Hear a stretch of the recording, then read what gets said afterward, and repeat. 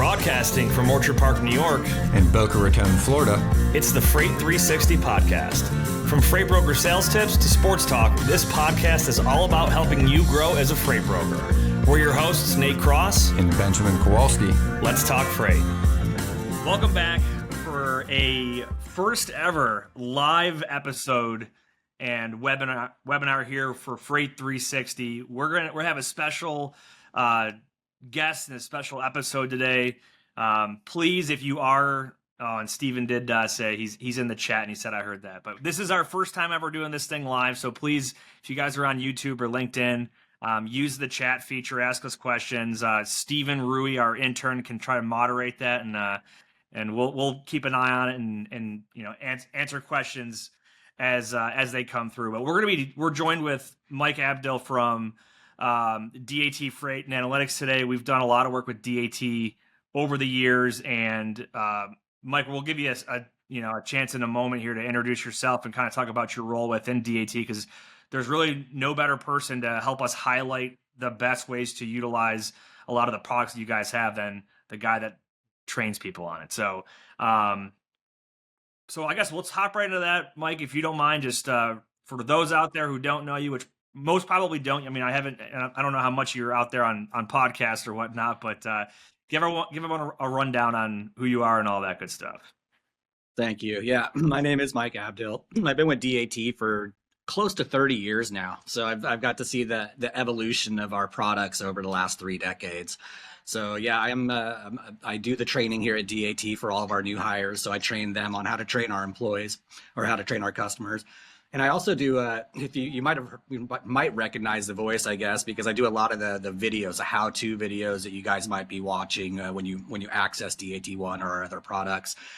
So I'm doing a lot of those videos for folks and just giving them some tips and tricks on how to use the different features that we offer. So that's my background, my history with DAT. It's pretty extensive. Awesome. And I'll kick this off too by saying that if you guys don't already have any of the DAT products, there is a link down in your description box, whether it's YouTube or LinkedIn. We always have it shared on our podcast too. You'll get 10% off your first year. So that's definitely an opportunity to save some money. So make sure to check that out. Really, the reason that Ben and I have been really excited to do this episode today and this webinar live is that for so many years, we've worked with folks and dealt with people either within the companies that we work for or who we've consulted with, independently. And they think of DAT and they're like, yeah, that's just how I, post my loads and find trucks. And the reality is, like, there's so much more. And especially with the release of the newest product line, I think was it last year, the DAT1 suite, Mike, or maybe 2 years ago at this point? Yeah, about 2 years ago we started releasing it, but we finally cut everybody over to it in 2024. Yeah, and what I noticed, the brokerage that I work at for my normal day-to-day job, a lot of the people internally were confused, what is this thing? What does this color mean? And we ended up doing like company-wide training inside of our company just to make sure, hey, here's what the new stuff is. Here's how you can maximize its use, etc. And Ben and I have seen that with folks across the industry for a while now. They'll call us and ask questions or email us and, ask for help. And we're like, this is like a great opportunity to have, someone from DAT really talk through the latest and greatest and what you can do as a broker to help maximize the ability to have a conversation with your customer intelligently, as well as how to reach the best carrier network and just have the insights and all the analytics there to get you, the most out of your products. Ben, you got anything else that kind of like the origin story behind this? Yeah, not really more on the origin. One of the things I've noticed a lot too is there's just so much more in that can help people either find more loads, find things more effectively, more efficiently. Like there's just I guess it's a lot deeper, and there's just a lot more tools. And I think most people realize one of the things we talk about a lot is, we've been working with them for years, but when we work with clients individually, and I'll jump into it and I'm like, oh, hey, are you guys looking at this? And they're like, what do you mean? And I'm like, oh, and then 3 minutes later, I realized most people just get so used to posting their loads, searching for trucks. If you're a carrier, they're looking for loads, right? Or they're posting their trucks and just really aren't utilizing a lot of the resources that are in there that help you price things more effectively, get a better idea what's in the market. And also, right, like there's all this contention around broker transparency. And even like this week, I saw all these posts of like, why don't carriers have these tools? Why can't we see these things? I'm like, you literally have the exact same tool that we use, have the same information. We're all working out of the same product. And it's just whether or not you're utilizing this tool in all the ways to help your business, run more efficiently, more profitably, find the right loads, line things up, whether you're a carrier or a broker trying to be able to work in the industry. So this should be a really good session. I'm anxious to dig in. Yep. So Michael, I know we got a kind of a rough set of bullet points here.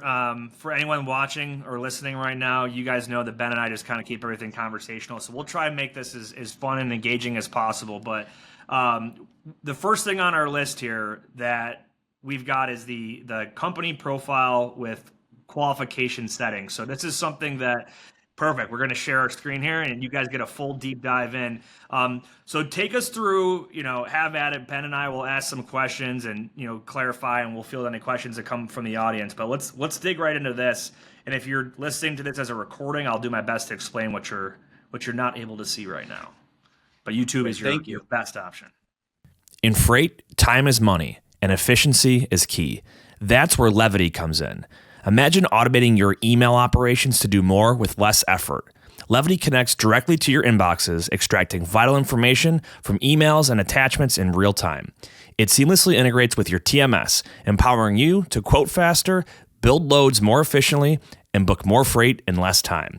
Whether it's incoming emails from shippers or carriers, Levity's got you covered. It understands any language, any format, and even interprets non-standard formatting. Visit levity.ai today to sign up and get started. Tired of struggling to find accurate rates and the right carriers for your freight? With DAT1, you can access more than 500 million posted loads and trucks every year. That's 3 times more capacity than any other load board. Plus, their integrated freight management system makes it easy to cover loads 24/7. They have the most trusted network of carriers, brokers, and shippers in the country. You'll get real-time rates on every lane so you know exactly how much a shipment will cost before you commit to it. Plus, you get instant access to top bids from qualified carriers around the country. Get 10% off your first year of DAT1 when you visit the link in the show notes. Yeah, so what we're doing right now on the broker side of DAT1 is we're introducing a new feature called Qualification Settings, and it's really all about you guys trying to get trying to make it easier for brokers to identify the right carrier for the job. And that can be difficult. When you're viewing a ton of loads in here, you get a bunch of batches. It might be difficult to weed out ones that you wouldn't do business with and focus on the ones that you're interested in. So that's when we brought in this qualification feature, and you can see it in the upper right hand corner. I'm pointing to it right now, and it's in a beta phase right now as we're still tweaking it a little bit based on user feedback right now. So how it works, it all starts with the broker is going to do a search for a truck that they're interested in. So I'll go ahead and fill out some details here. Like maybe I'm looking for a load out of Dallas, and I need that guy to go to Chicago. So let's put in maybe a flatbed for that one. Whoops, a flatbed, and we'll do maybe it needs to be 25 feet and 25,000 pounds at least. And so I'm going to run that search, you guys, and it's going to give me some results here. I've got about eight exact matches, 99 similar. But which ones do I want to focus on? I want to add in really quick too. This is your standard truck searching tool in DAT, right? So this is just like if anytime I'm trying to cover freight, right? I'm in that search trucks section here. That is correct, and this is available in any package that we have as well. So whether you're using the lowest price package that we have as a broker or the highest price package, you all have the ability to see these qualification settings. Yeah. I wanted to clarify something too, Michael, and we've gotten questions about this too. So that field that says length, right? Is that asking for the length of your load? Is that asking for the length of the truck? Will that give you everything smaller or everything larger than that in your search? I've had that question too. That's a good one. That's the length of the load. So basically by putting that in there, what we're going to find is trucks that are at least that long or longer so they can fit that load in their truck. Yeah. And what I want to point out is I know I've seen lots of users put 53 in there, right? Because they're like, oh, well, I want to just see what 53s are in there. But like, and then you ask, I'm like, I can't find any trucks. And I'll be searching with them. I'm like, well, I found a lot. And they're like, well, what do you have? I'm like, share your screen. And they'll put 53 in there. So it'll exclude any 48-foot flatbed. It's going to go bigger than that, right? And again, it's for the length of the load. So if you can, and you're looking for, and you can load anything, right? A 48-footer or a 53-footer, you want to put the smaller number in there, not the larger, because you're going to get more results, more options to be able to work through. Exactly right. Yes, perfect. Yeah. So looking at these results now, maybe I only want to work with carriers that have a satisfactory safety rating. Maybe that's where I want to start at least. And so that's one of the things that I can do with qualification settings right now is I have the ability to go in there and exclude unsatisfactory ratings or exclude conditional ratings. So I want to get rid of the ones that might not be favorable for me as a broker. So if I click on those and hit done, you'll notice that we now have this column here that has a bunch of either green check marks or they'll have an X. And the green check marks are all indicative of what we selected in here. So this means that these people do not have an unsatisfactory rating and they do not have a conditional safety rating. So they're either not rated or they're satisfactory. So you've just weeded a bunch of people out that you may not have wanted to do business with in the first place. We also have that same option for authority. So if I get rid of those for the time being and I pop in here and I'm like, okay, well, I want to work with people that have had their authority for at least a year. This is big because a lot of people that use DAT might work for a brokerage that has internal rules, right? And it might be like, hey, we want folks that have at least 6 months authority. So now when you're searching, you don't have to like sift through and be like, how long have they been in business? You can literally just only see the ones that fit your criteria, which I think is great. Right. And also for like brokers out there, it saves you the time of calling a carrier and maybe even negotiating into a scenario. And then after going to look in your system and then finding out. And it's just that a lot of that wasted time to be able to be more efficient. And you're only being able to reach out and look at the carriers that meet your brokerage's qualifications to be able to work for rather than doing it backwards. Yeah. I remember like the manual days of like, you've got your carrier qualifications and you're for your company, right? And you're trying to like go to FMCSA's website to check their authority date. You're trying to manually pull insurance, your inspection history and violations is in a separate area, and you're like, what's going on here? So I think it's great that you guys are pulling a lot of that data into this one singular tool here. Yeah, that's right. We basically we're pulling in a ton of information from the FMCSA now, more information than we've ever been able to pull in. So we're able to use that information from the FMCSA to create these tools like qualification settings. And it is in beta, you guys. I wanted to point that out because this is not set in stone. We're collecting feedback right now from brokers that are using this and trying to figure out what would you be interested in seeing as a qualification setting. Right now we have obviously safety rating and authority, but like here's an idea. Like Landstar, for instance. Landstar, one of their qualifications is you have to be an AM Best B+ or better carrier in order to qualify to haul loads for them. Well, that could be a qualification setting in here because we do pull that information now. And so maybe AM Best, and you can select A, B, C, whatever you want, and then we apply that as a qualification setting.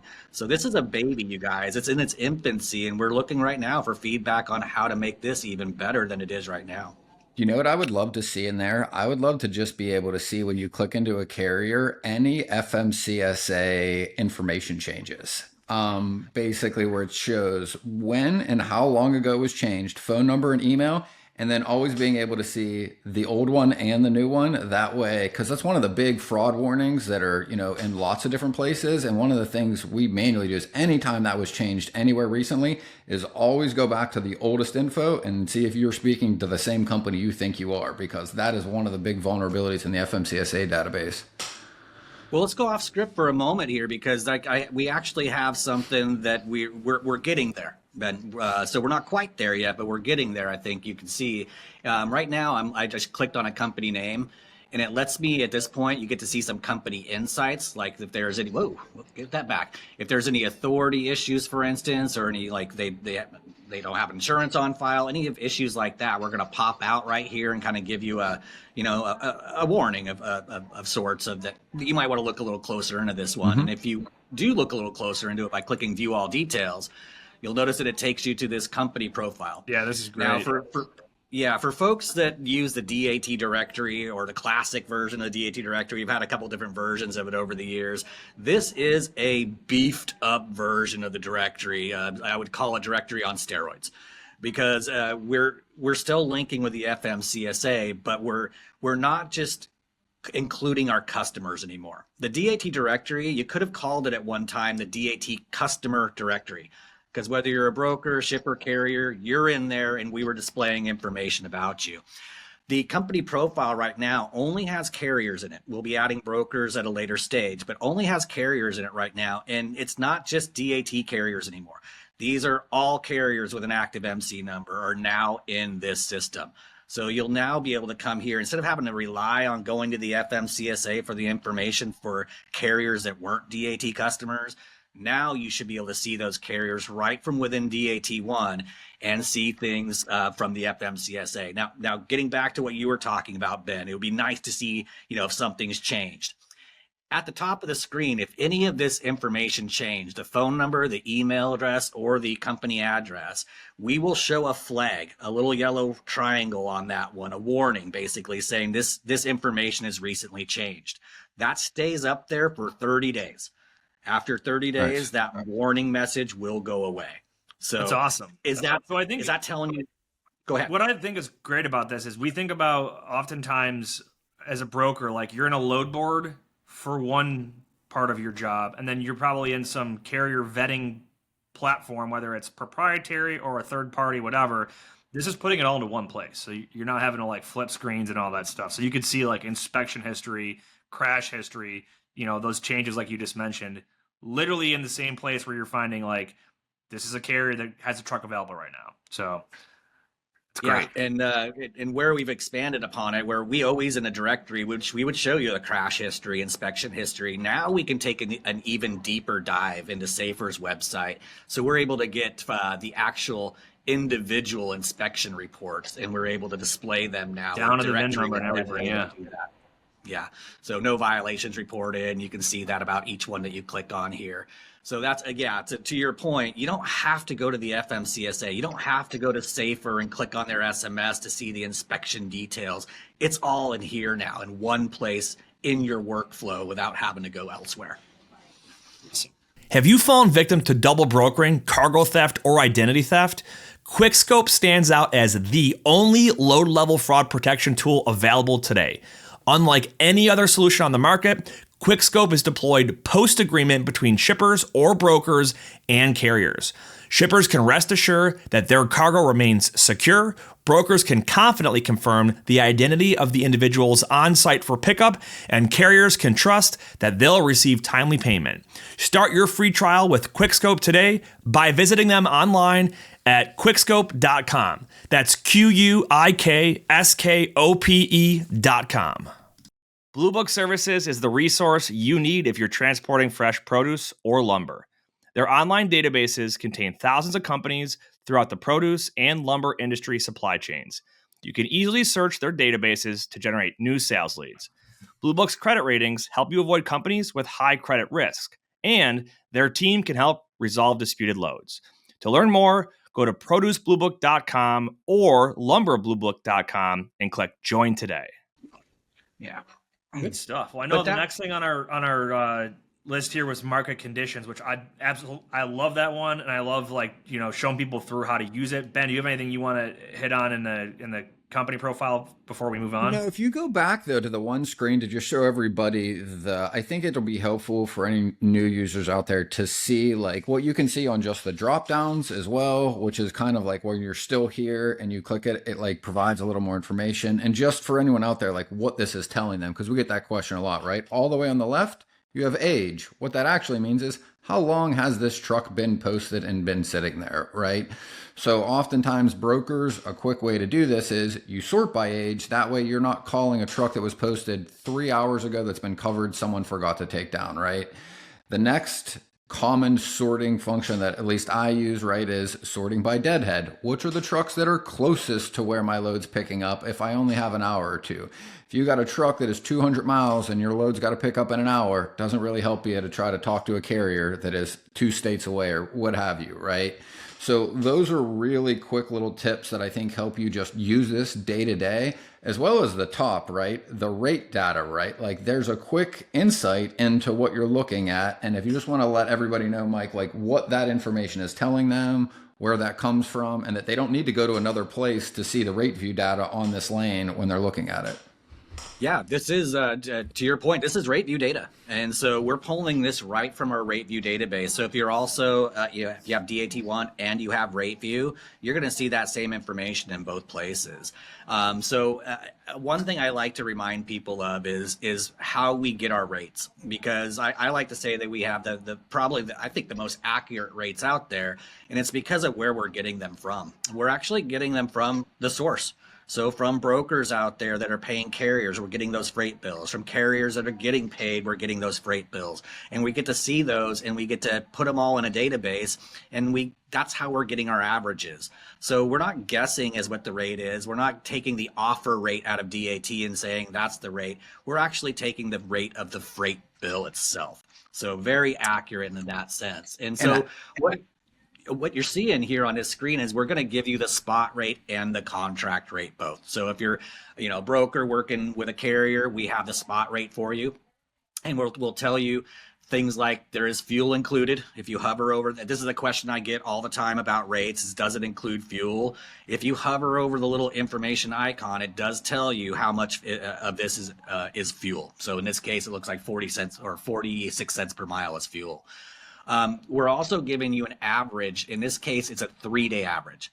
Now, I'm getting a 3-day average because I am also a rate view subscriber. So I'm getting what we call the best fit rate, the very best rate we can give. But depending on what package you have, you might have a 15-day rate or a 30-day rate. If you want to get that 3-day rate like you were seeing with me, then you're gonna want to subscribe to our rate view product as well to get it. And I want to point out something too on this, because we've gotten this question a lot, is people thought that like when a broker posts a load and a rate, that somehow affected this number. That is not true at all, right? Like the example I always use, they're out there, they just think we're here manipulating the market. Yeah, they're like, all these loads are posted for rates that no one runs. Like that is not feeding into this information. This is what has happened, meaning like a load was booked, a truck ran that load, and POD happened. It was invoiced. It has already occurred. It is an actual sale at that number, right? I always use like real estate as an analogy. Like your neighbor could list his house for $2 million and end up selling it for $500,000. You can list and ask whatever you want. That doesn't mean the value of that house is what that is. Same thing with the posted load. Like that is basically what you're asking or maybe hoping to pay. That is not any of the information that feeds into this interface. And also like all this contention back and forth with carriers versus brokers, like everybody sees the same information. Like if a carrier is looking at this versus a broker, we all have the same data and we all are all looking at the same information through this interface. Yeah, if you guys are curious more on the under the hood of rate view, we did an episode with Tamir Dove from DAT. He's like the architect, basically, is the best way I would describe it. And he gets if you're nerdy Very like granular. me and Ben get when it comes to like numbers, you'll love that episode. So check it out. Let's move into market conditions. All right. So I can get there from just by clicking on this button over here. We have a link to it. You can also get to market conditions from going into our tools menu. You can see that we have market conditions in here as well. And also, if you are a rate view subscriber, you have DAT IQ, you can get to market conditions right from the menu in there as well. So this is market conditions, you guys, and it is a really really useful tool to gauge carrier capacity out there. And brokers care about this, right? You care about carrier capacity. If capacity is tight in an area as a broker, you know you're going to struggle to find a load, or I'm sorry, you're going to struggle to find a carrier, and you might, if you do find a carrier, end up paying a rate higher than you wanted to pay. And that's those tight markets. And so this is actually a great way of looking at the United States and Canada in there, and seeing where those tight markets are, where you might struggle. So what we do in here is we color code the United States red through blue, and we give you a little legend in here that kind of tells you what this means. It's a heat map, you guys. It goes all the way up to plus 100, which is really super hot, and all the way down to minus 100, which is really cold market. So let's focus on one of these red markets right here and kind of see what information we have to view. And I am looking at outbound data, and I'm looking at vans up here, and I am looking at the prior business day. So myself, I prefer either the market view or 3-digit zip view. I'm going to show you both of them here. But let's start with the market, and I'll click on one of these really red hot markets. How about the Miami market here? It's very. I want to point out something as you're looking at that, Mike, because this came up. There was a post that went out, I think, from DAT like a week or two ago that was showing a lot of the map blue, right? And then there was all of these comments on LinkedIn that like, my map doesn't look like this, right? Those slides at the top are going to drastically affect the results of what this is showing you, right? Like, so if you are looking at a very wide area, you are going to see different colors in different areas. The second one is what the market looked like yesterday versus today versus what it thinks it will look like can change drastically depending on what equipment and where you are, right? Produce is a great example. The day before the reefer market flips in Florida, for example, with produce, like literally in the middle of the afternoon, capacity can shift drastically and rates will change, right? You can see that a lot in California, obviously in Texas, where a lot of that produce moves. The other thing too I noticed was lots of folks weren't paying attention to, are they looking at inbound versus outbound? And do you just want to explain to everybody how that is very different, even though you're looking at the same state, what inbound versus outbound means, just like from a basic 101 level? Yeah, outbound, what we're looking at is loads and trucks that are leaving that state. You know, Yep. that they're currently there right now, and they're leaving. They're scheduled to go out.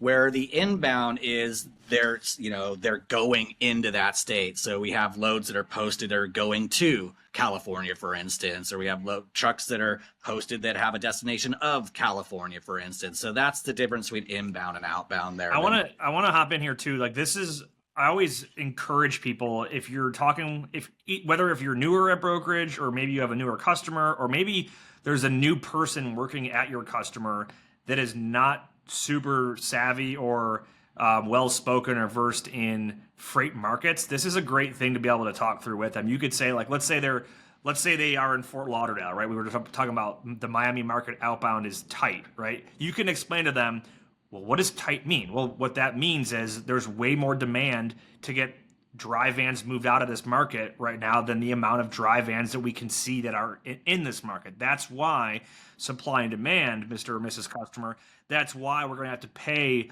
a premium if we want to get our hands on some of this capacity, versus those looser markets that are blue. You can talk to your customers about, hey, if you have these plants out here in the West, like it looks like, Utah, Idaho, et cetera, right, are blue for outbound. It's, loose, meaning, well, it's not going to be as competitive for us to secure capacity or to get a truck. So expect us to be able to, if we have some time, to try and really work that market and find you the best options available to lower your cost potentially. So these are great resources to help have conversations with your customers and also your carriers too. A lot of your partner carriers, we're never going to succeed in this industry with just doing transactional, get a load, find a truck, and then the next time it's a different truck. You want to build relationships and rapport with these carriers. So if you can help educate them, if maybe they don't have access to this data, or they're driving, if it's an owner operator, you can explain like, hey, right now, if I send you to fill in the blank area, the outbound there is pretty loose. So it's going to be difficult for you to get a higher paying load, versus, hey, if I send you into this area and it has a tight outbound market, well, you could be expecting a bit more money on that lane versus the average. So those are just a couple Yeah. things I wanted to point out on how we practically use this tool day to day. And I wanted to add this too. If you're a carrier looking at this, like ideally where you want to be sent, if you're in blue, you want to get to a red outbound market because it's more favorable for pay rates and capacity and negotiation as a driver, right? Or a dispatcher, right? So like ideally, if I'm a trucking company, I want to be moving from red to red to red to red as much as possible. Every time you enter a blue market, you are going to look at depressed rates because there's more trucks than there is freight, right? Just simply speaking, right? And Mike's going to show us the data to really get into this. But like, again, when you just look at this map, when you hear somebody goes, oh, I'm getting, whatever per mile and somebody else getting twice what I'm getting. Like if you look at this map, you can almost guarantee the person getting less is leaving a blue state or a blue region, and the person getting paid more is leaving a red area of the country. And again, just because this happened 2 weeks ago or last month does not mean that's the case this month. The way freight moves on our country, like it changes drastically seasonally throughout the year. So to Nate's point, if you're a broker talking to a customer or a carrier, right, like that might have been a very loose lane that was very easy for a shipper to get capacity on last month or last quarter. That could change drastically to right now. And they're going, well, hey, I don't understand why we're having service issues on this shipping lane now. Well, if you look here, you'll be able to see that market probably tightened up. There's less trucks than there are freight. It's harder to find a truck. You're going to have to pay more money to either get a truck to deadhead in there to that market to pick up your load or to incentivize a driver to take that load instead of someone else's load. Yeah, your cheap customers that only care about rate and the truck falls off. That's, exactly the point right there. Yeah. And I know brokers will use these red markets to guide a carrier where they want them to go. Like if they have a carrier like they want to send them to Miami and they're like the carrier's like, oh, I know Miami sucks. There's no loads there. I can't get out of there. Well, data shows that Miami's really a hot market right now. If I send you there, the likelihood of you getting a really good rate coming out of Miami is pretty high. And so brokers can use that as one of their negotiation tactics to get the and carrier really good to go dispatchers too, Mike. Like if you're talking as a broker to a really good dispatcher, he's going to know this map every morning. They're looking at this and going, look, I am not going into Albuquerque today. I don't want that load. I want something. What do you got going into Memphis? What do you got going into Dallas? Just looking at this map, like this is where that information's coming from when you find out, oh, this truck was posted, but why don't they want to take my load going here? That's why they don't want your load going there, because they know they're going to get a lower rate, less favorable rate when they had to load their next load out of wherever you're sending them. And we had a comment too. This is from Arthur talking about drive-in spot market in LA has gotten worse this year compared to last year. So, and yeah, like you can, so I won't get too deep on a specific market, but a lot of things that impact a specific market's, their condition, whether it's tight or loose, is think about what's going to cause the demand to ship to go up or down in an area. Like Florida, we're looking at the Miami market. It's like reefer in Florida, right, is going to follow a cyclical seasonal change based on when the harvesting and shipping season is for a lot of produce, right? And then, when you're not in that shipping season, it is going to be the exact opposite. We've seen with Southern California, imports are like one of the main driving factors for the market conditions for the outbound Southern California markets, right? If you live in an area that is prone to hurricanes or other weather related things like winter storms that can disrupt the market for a week at a time, you have think about those things. The other, like the more big picture thing to consider in a market, just generally speaking, is if you just look on a map where they're located and you think about how much do they make versus how much do they consume. If that's out of balance, that will impact the market. So like Florida, I know it's like a great example for like everything. Geographically speaking, if you're in the Miami market, you have like one direction to go, and that's north, right?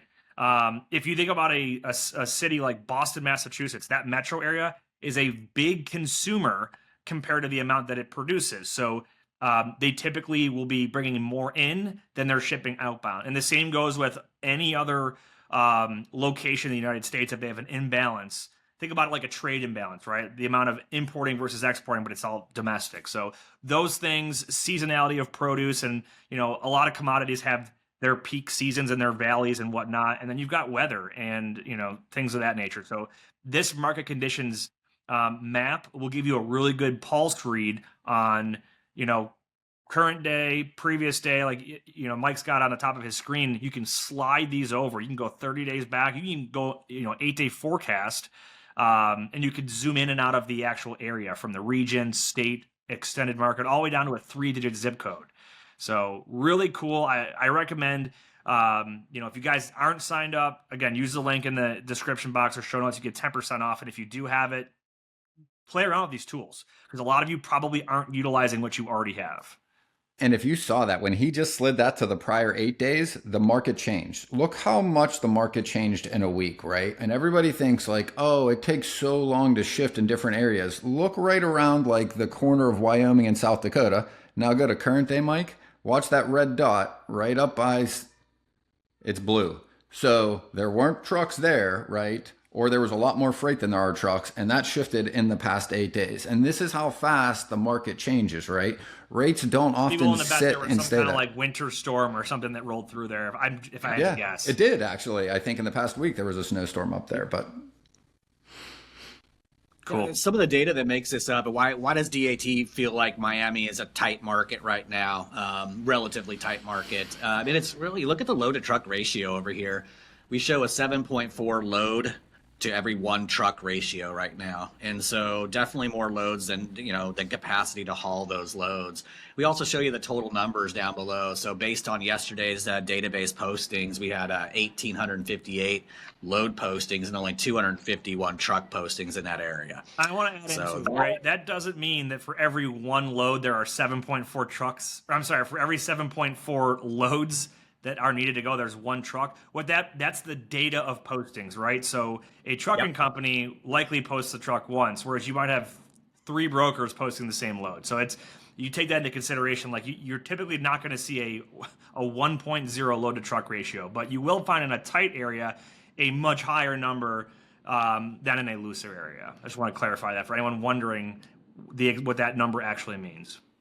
And remember, carriers, when they're posting trucks, they have the ability to post to a specific area like Miami, Florida, and those are the ones we're capturing. If they're posting like open, then we don't know where they're going. They're going anywhere. They could end up anywhere. So we can't count those trucks.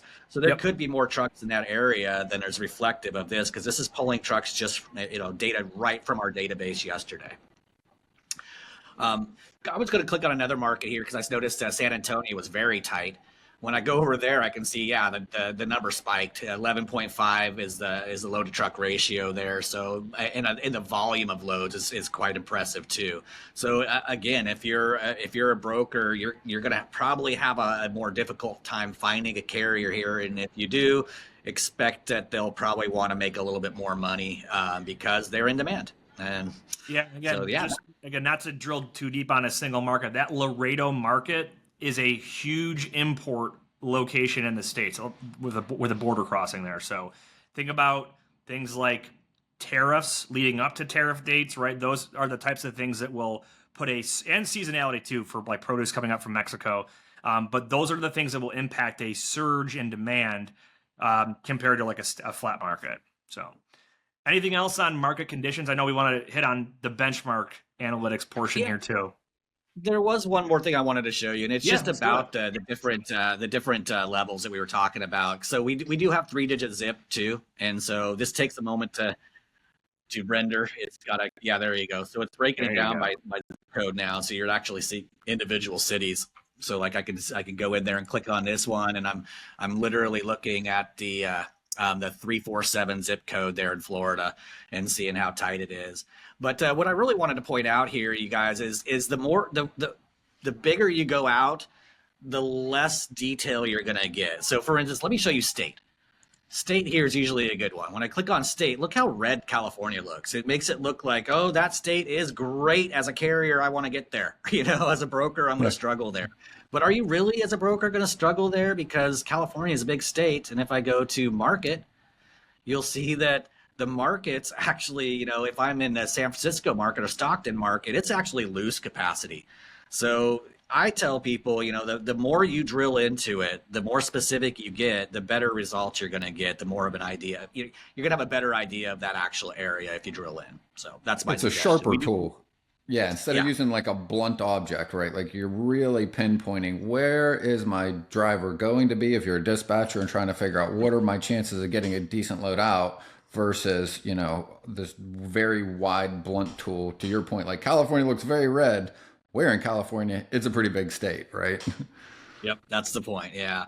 And the other thing I wanted to point out is for those planners out there, the brokers that are planning trips, that maybe you have a few days to secure capacity for a load. This is a great tool because you can see time of week that might be a better time for you to secure a truck. So for instance, I'm going to go back to that Miami market there. You can see that today, pretty tight. How's it looking tomorrow? Hey, look, less tight. I might be able to get a better deal on a carrier tomorrow than I would today. What about Monday? Oh, no, I don't want to wait till Monday. Monday is going to get bad again. It's going to get really tight and I'm going to struggle again. So if I'm just looking at forecasting out, it looks like Friday might be my best opportunity to get the cheapest truck that I can get. When did this come out? I haven't seen this yet. This is really cool. Oh, 8-day forecast? No, I didn't see like literally the day changes on that. Like I haven't used that piece yet. That's awesome because like what we saw for sure during the holidays, it was really prevalent around November and December of this year. And still even in the spring where like we had loads for customers, right? Like we were covering at what you would expect, right? Right around the mean average around there, right? And then Tuesday, 0 trucks. And we're paying 25 to 30% more on a Tuesday. And then Wednesday seemed fine. And like the weeks were getting really choppy in different markets and really digging in and figuring this out. Because like to your point, if you could understand and see that there are different rates on the days of the week or service, right? Like whether your customer is rate sensitive or service sensitive, right? Being able to communicate with them ahead of time and going, listen, if you got these loads coming up next week and you got 4 or 5 of them to move, you're going to want to try to plan for these to possibly go out, like you said, maybe Thursday, Friday, or Saturday, as opposed to Monday, Tuesday, Wednesday. And a lot of times a shipper will be more than happy to do that if they know ahead of time. What they don't want is a broker to guess and go, yeah, send them over, and then find out at 3 p.m. they can't cover their load, there's no trucks there, or they can't get the rate that the shipper wanted to pay on it, right? One last thing on here too, Mike. Can you go back to the state level real quick? Sure. I've got a dad joke. If you're watching or seeing this map, take a mental snapshot. It's the only time you're ever going to see California be in a red state. True. I digress. All right. I think that will wrap it up with market conditions. I'd like to take a stab at Benchmark at this point. It's one of our newer tools and one that can really, really help brokers out, I think, and really help brokers understand where they are doing good and where they might be able to do better and maybe save some money. So first things first, when it comes to benchmark analytics for brokers, it does require our customers to be what we call contributors.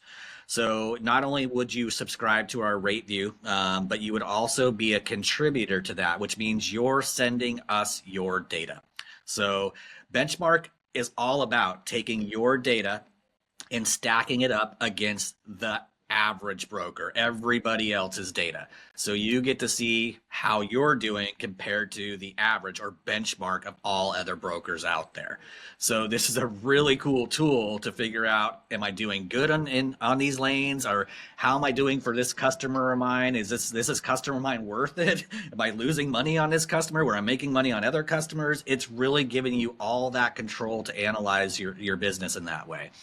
And so you'll see that I'm on there right now, and I'm looking at a 13-month history. So I'm going back a year right now and looking at the data on my account. And we give them a nice little summary right here at the top that kind of shows them what the year looks like, what the previous year looked like. And it looks like I spent $62,000. I moved 38,000 loads. Those 38,000 loads were representative of 5,700 different lanes. And I used 35 different carriers last year to haul all these loads. So when we get all that data, the first thing we're able to tell you is, okay, well, of all those loads, lanes, and carriers, here's where you were doing really good. These are the green ones. And here is where green ones being, hey, you were below the benchmark. You know, where everybody else is paying this, you are paying this. Good job. Now, as we get into the pink and red, that's when you started going above the benchmark. So here are some loads, and it looks like it might be a little hard to see. I do apologize, but it looks like this is representative of 8,000 of these 38,000 loads that I was 27.7% above the benchmark. So that's kind of way above the benchmark on these loads. Why was I so high on these loads? And so what you're allowed to do with this now is any one of these things are clickable, and they'll apply a filter. And so, for instance, if I click on this, I want to understand, why, what loads these are and why they're costing me so much. So when I click on it, here's my summary of just those loads now, and I get to see geographically where all these loads are that are costing me so much money. And the bigger the circle over here, the more loads that are being moved. So this one is like 1,500 loads that I'm above on. And this smaller red one looks like it's only 154 loads. So when the size of the circle is based on the volume of loads you're moving in that area. As I scroll down, I'm going to be able to see, I want to get down to the bottom here because it's going to be the load details. So, I'm sorry, the carrier details. These are the carriers that are hauling all those loads of mine that are above benchmark, and we do put the biggest offender, I should say, at the top, where you're the biggest over the benchmark price. And so in this case, you can see that like my Napoleon trans carrier here, the rate view buy cost was this is actually a good one. I just looked at, realized that the rate view cost was, oh yeah, there we go. Sorry. The rate view buy cost was 422,000. So that's how much on average brokers are paying carriers. You paid 539,000. So you were 117,000 above on this particular carrier alone.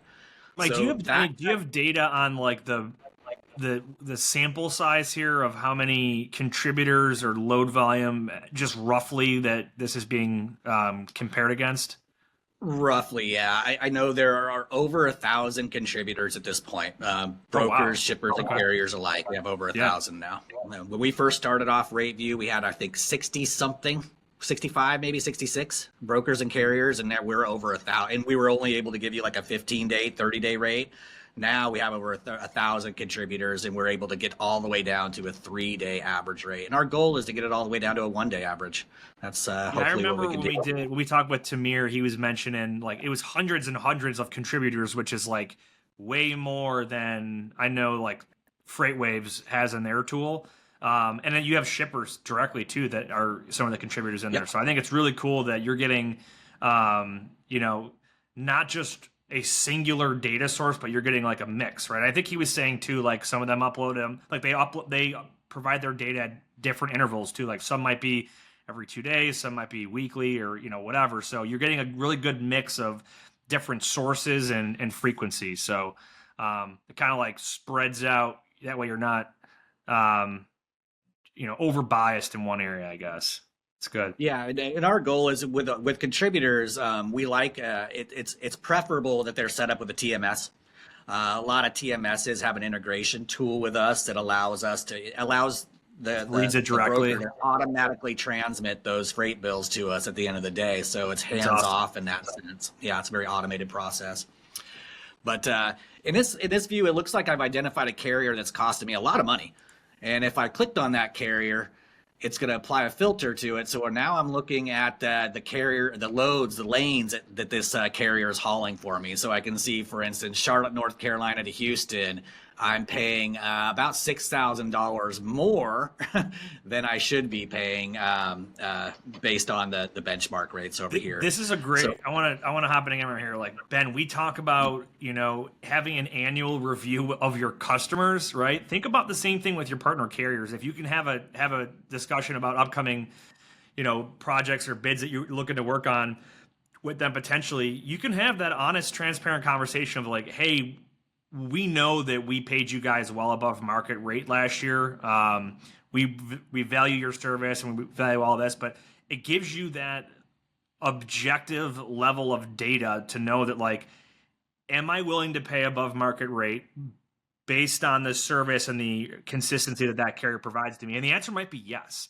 But if you're paying above market average rate for them and they're falling off on you, or you've had communication issues, now you've got multiple data points to say, okay, something has to change here. And again, the same thing goes with the ones that are saving you on cost. It's great to save money, but are they always reliable, right? You know, there's just different things to look at here. The more data you have, the better when it comes down to making decisions on, you know, cost versus service and all that stuff. So I think this is a really great tool for that. And I think that's really important to add context, right? I think everyone really does focus in on that number, right? But as Nate pointed out, there are things that go into that number, right? Quality, service, communication, reliability, right? It's very well or possible that like the carrier you're paying more for in that scenario has newer equipment, is maintaining it more effectively, has drivers that are very experienced that communicate very effectively, that has ELD communication on everything all of the time. And it's also it could also be possible, right, that all of those things, your customer doesn't have any issue and is willing to pay above market rate because they need all of those things. Where you might have another customer in your book of business that is shipping, and we always kind of use this as an example of like a commodity like lumber or scrap metal. Those customers tend to be more weighted towards price than they are service, because it doesn't really matter as much if that load gets to the scrap yard a day later if they can save a little bit of money. But if you're shipping raspberries or a perishable good, if it's 2 days late, like you could have lost a good portion of the shelf life of that product, if not all of it, right? And again, you can go all the way through from examples from flatbed to reefers to where all of these things matter, right? They are not apples to apples. So when you hear carriers even argue with each other over what they made on what scenario, right? It's just very one piece of that information. It's not including all of the rest of the things that go into it. What is the claim percentage? What is the driver out of service percentage? What is the vehicle out of service percentage? What are the crashes, right? What are all of the other things that go into picking up and delivering a load that cost more money to maintain, to communicate, having other people in the office, invoicing, being able to get those done accurately and on time? Like all of these things come at a cost to a business and can be reflected in this number, right? So as Nate's saying, when you're reviewing any of these, your customers as a broker or as a carrier or vice versa, a broker and a carrier, a broker and a shipper, right? You need to be able to go through the other things that make up that number and what they're prioritizing, right? Yeah, I want to take a second here too. We're talking about, you know, pricing and whatnot. So I want to address one of the comments from the chat here. This is from Arthur again, said, have you seen rates on DAT lately? Spot rates for full truckload are $1.50 a mile. Who's running this freight? 99% of the loads are terrible, even for backhaul. So here's the thing I want to point out, and we've talked about this, Ben, a lot of times when we break down like what goes into a rate. All right, there is no like DAT is just reporting, right? DAT is not setting rates. Brokers do not set rates. The way that this all happens is based on supply and demand. So if you go back to what we were talking about earlier when we looked at the market conditions map, that's going to show your supply demand balance, right? Red being a tighter market means that there is more demand than the supply of trucks available, which means it is going to drive the price up, right? This is the same way that it goes with other markets in the United States. If we're in those bluer regions and the demand is lower than the supply, that's going to lead to the price going down. And that is just the reality of capitalism and free market and supply and demand in an economy. It has nothing to do with who's reporting the data or, you know, whatnot. But if you look at COVID's a great example of like a very exacerbated example of this. Is there was a huge demand to ship a lot of goods after we were all cooped in our houses for a couple months, right? Everyone starts buying stuff and building up their houses and you name it, right? There's not enough trucks in the market to handle all that demand at all times, which did what? Raise the rates drastically, because everyone's saying, if I want to get a truck, I'm going to have to pay top dollar. And sometimes we were seeing 2 to 3 times the average rate per mile, you know, just to secure a truck. Now, the opposite happens when we go into a freight recession, meaning we've got all these carriers and brokers too that have entered the market because times were good.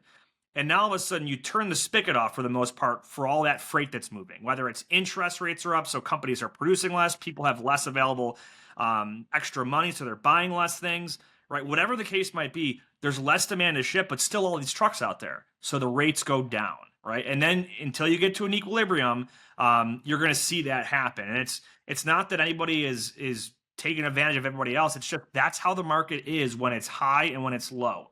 And as it shifts upward cyclical, right? And downward, it's cyclical. We just happen to see like the biggest, like widest cycle I've ever seen in 2 decades of doing this. It's like this one big up and this one big down over the course of like 4 to 5 years. So I wanted to at least point that out and explain that. I wanted to do so. Dean and I did an episode like 2 or 3 weeks ago on this topic, and this is a really interesting tidbit as to what is happening now and why. And he kind of broke this down. Is 2 carrier markets basically emerged from the pandemic. One, a lot of the carriers that were in the market at the beginning of the pandemic, when rates went up, they were able to buy trucks at a lower rate because trucks got more expensive during COVID too, right? So they had trucks at a cheaper price that they didn't have to pay such an inflated price later in the pandemic. They also saved a lot of money and paid those trucks off. So those carriers over the past 2 or 3 years have been able to be sustainable with lower rate per mile because they didn't have the truck payment, right? Or they paid that off or they saved that cash.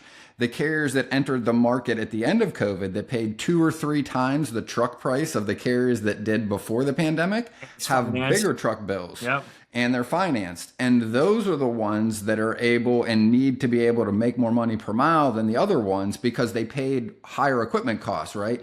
But either way, that is the main reason to your question, Mike, of it's normally cyclical about every 12 to 18 months, like typically about 14 months. It's been 3 years where it hasn't cycled out. And it's because, to Nate's point, there was such an influx during the pandemic to move all of this. It was the largest influx of carriers ever.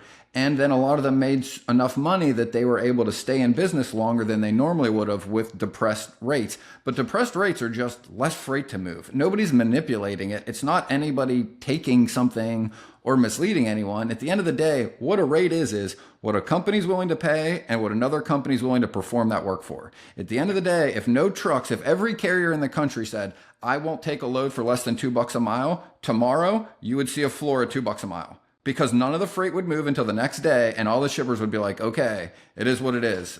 Pay the higher rate. The only reason they ever come down is because another driver or a carrier is willing to take a load for less money than another one. Otherwise, they wouldn't go that low.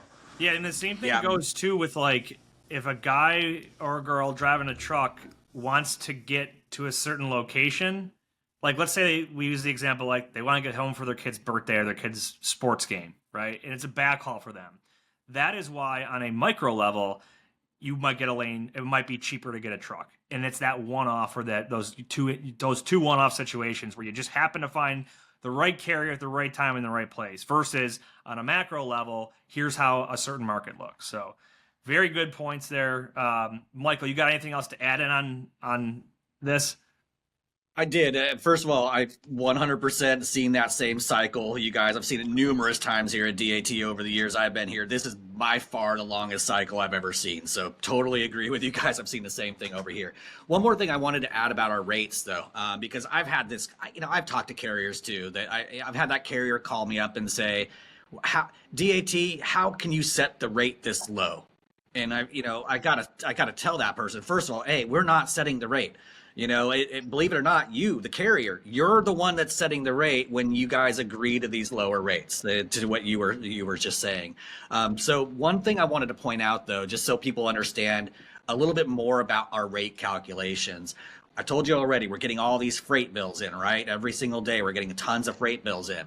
What I didn't mention is the fact that we take the top 25% of those and the bottom 25% and we throw them away. Why? Those are your anomalies. They're like, oh my God, somebody paid an exorbitant amount to get this load moved. We don't want that included in the average rate. So top 25, lower 25, cut all the way out. What's left is what we take an average on.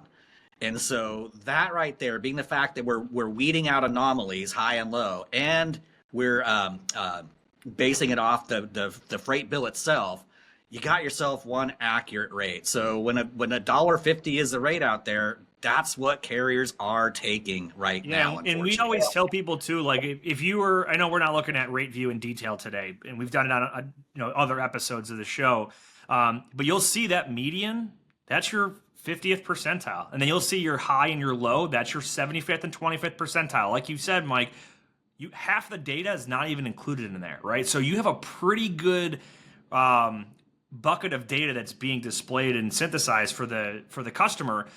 But what a carrier can also has to remember is like, well, 25% of these rates actually aren't being reported. They're actually higher than what I see. And also 25% are lower and I can't see them here. And the same goes for brokers, right? So that's why, Ben, we talk about it a lot. The more time that you have as a broker to work on a load and find coverage for it, the better chances are that you can secure capacity that is good for you and it's good for the truck who wants that backhaul to get back home. You might get below that low line. And if you're a carrier, right, and you know, like, hey, this is a hot load for this broker, for that broker's customer, I might be able to get, paid higher than that amount.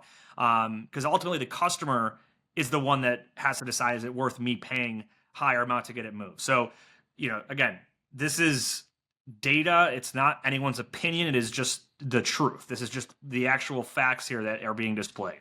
So, and this is one of the things that brokers do. This is one of the things that brokers will do when they do a truck search, for instance. Like I did a search from Dallas to Chicago. So I'm trying to get, I need a driver to go to Chicago. Well, I can come up here and choose this company filter and choose Illinois as a state.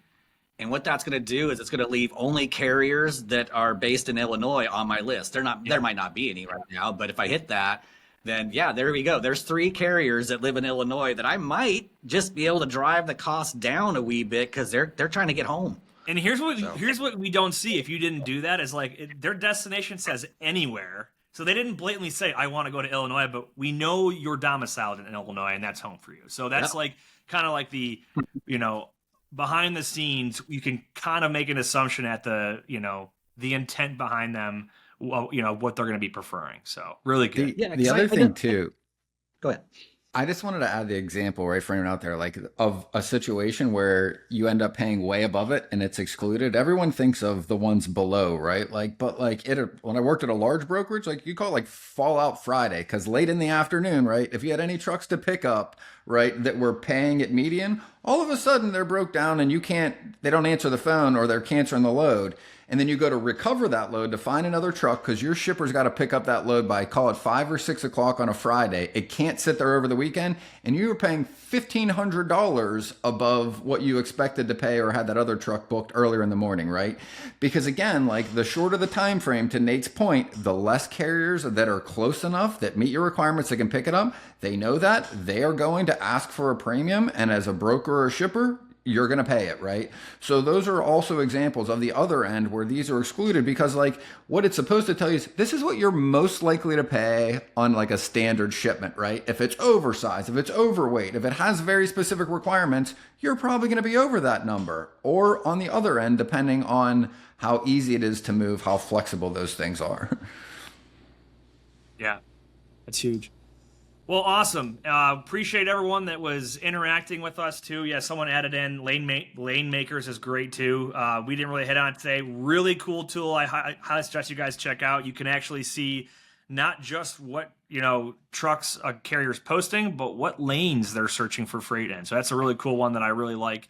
If we got a couple minutes here and you want to just highlight it really quick for anyone who hasn't seen it, we can do that. I love this one. It weights the posted truck differently from the search, so you get like a really good analysis on what's important to that carrier. So talk us through while we're showing the screen here. What are we typing in here? So LaneMakers, I mean, to sum up LaneMakers, I tell people it's a great way to find potential partners in lanes that you're not familiar with.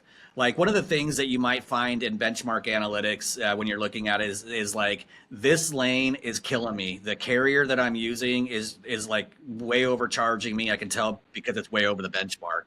Well, you might want to replace that carrier. You might just want to find a new carrier that can haul that lane. So what you do is you come in here and you choose that carrier activity because you're looking for a truck, and you put in that lane that you're looking at. So Dallas to Chicago, and your equipment type. And when you hit search, what's going to happen here is we're going to find you carriers that we think are potential matches to you based on both their search history and their posting history. So for instance, this Sonic Trans, in the last 30 days, they have done 93 load searches for loads from Dallas to Chicago. Hey, that's the kind of load that I have right now that I'm looking to get moved. And by the way, they've also posted their truck from Dallas to Chicago 33 times in the last 30 days. So a truck that posts there, that tells you right there, this is a serious player. And this person right here might be able to replace the carrier that's overcharging you right now in that lane. So we'll give you up to 30. And here's a point. Here. Yep. Go up for a second. I want to show something else too for brokers out there, right? Like, just because a truck isn't posted doesn't mean there's not a truck there, and doesn't mean there's not a carrier that wants that load. It is very common for carriers not to post their truck because they just don't want to field inbound phone calls and emails. They're just looking for the loads where they reach out. And you can see that all the way on the left. They searched for that load 93 times. They only posted their truck 1/3 of the time they had a truck there, right? They searched that load 100 times, posted their truck 24, right? So just those two, look at that one. They posted their truck 0 times and they searched for that load 255. So just because you're saying, I don't see any trucks posted, how am I going to cover this load, right? This gives you insight into the likely carriers that might have a truck there, but just didn't post their truck. Yep. Great stuff. Cool. Well, hey, Mike, awesome having you on here. Again, for anyone listening, whether you're live or recorded, you can get 10% off your first year of DAT. Use the link in the description box, and you'll get that discount on your whole first year, which is, a great saver. Used to just be a free month. Now it ends up being even more in the first year here. So, Mike, thanks for joining us. It's great having you on here. Anything you have to wrap up with, or any final thoughts? Well, I just wanted to thank you guys for the opportunity. It was fun coming in here and getting a chance to go over some of our tools. Love to do it again sometime, you guys. Awesome. Absolutely. Ben, what do you got? Whether you believe you can or believe you can't, you're right. And until next time, go Bills. That wraps up this episode of Freight 360. Check out the show notes for links to anything that we've referenced on this episode. And make sure to visit us online at freight360.net to see our entire library of episodes, videos, blogs, and more. And make sure to check us out on Facebook and subscribe to our YouTube channel for daily and weekly tips and content. And if you'd like your question answered on the show, fill out the Contact Us form on our site, and we'll see you next week.